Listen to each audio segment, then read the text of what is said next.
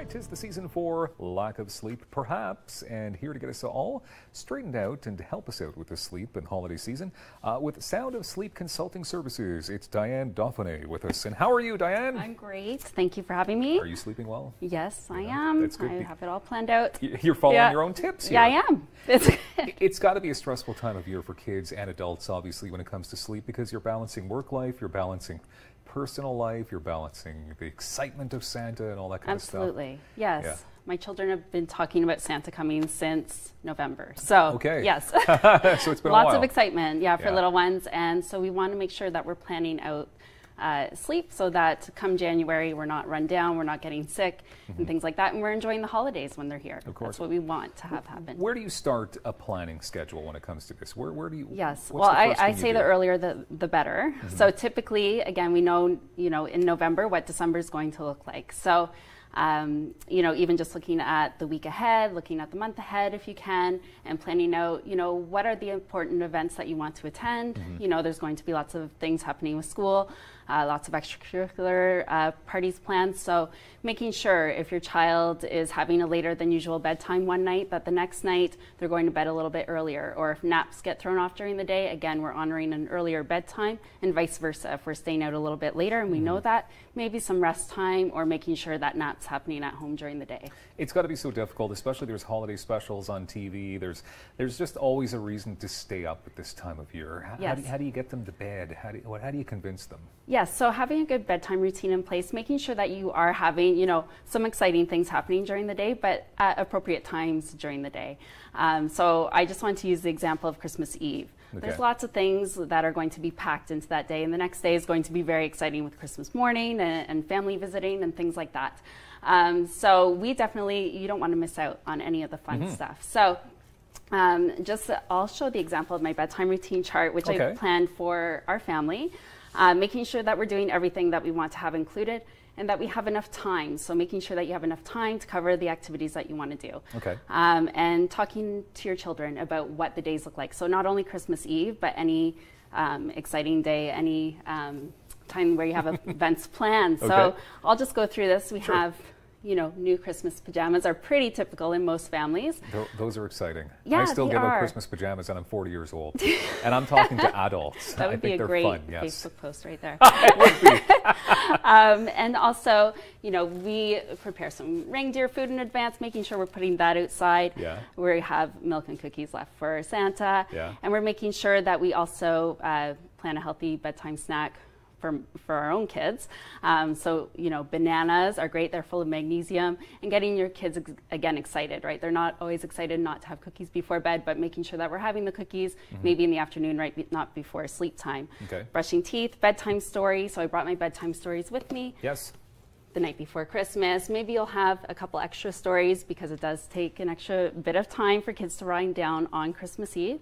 Bedtime, and then up when the sun comes up. Wow. And I brought my clock with me today. It's actually my daughter's clock. I just removed a princess sticker before the segment. That's okay. It's young really kids, your clock, right? Though, isn't it? It is. Okay, Yeah, so that's fine. Princess stickers are allowed. Okay. So then it shows a sun, and then when you press this, the sun goes down and there's a moon that comes up with stars. So that's when we know it's evening. The sun comes up when it's morning time. So Christmas morning's exciting. We need to let our children be able to get up a little bit earlier than usual because they are excited, but maybe not 5 a.m. So setting it for 6:30 instead of 7. Things like that. There's no rush, No. There's no rush. Come on. Is it difficult to limit the sugar, though? I mean, because that's another problem with this time of season. And obviously for adults and kids, there's snacks, there's goodies everywhere. How do you limit that sugar? Yeah, so again, just planning and preparing. I start in the morning, okay? When's an appropriate time? Even with Halloween just happening, right? My toddler's constantly pulling out that Halloween bag. It sticks around for months. It does. Yeah, now Christmas is here, we're getting rid of it. So we just talk about when appropriate times are. My children know when they are, and sticking with the boundaries, sticking with consistency, having a nice healthy snack planned, making sure it's not happening right before nap time, after nap time, and not right before bedtime. So some sleep-inducing foods.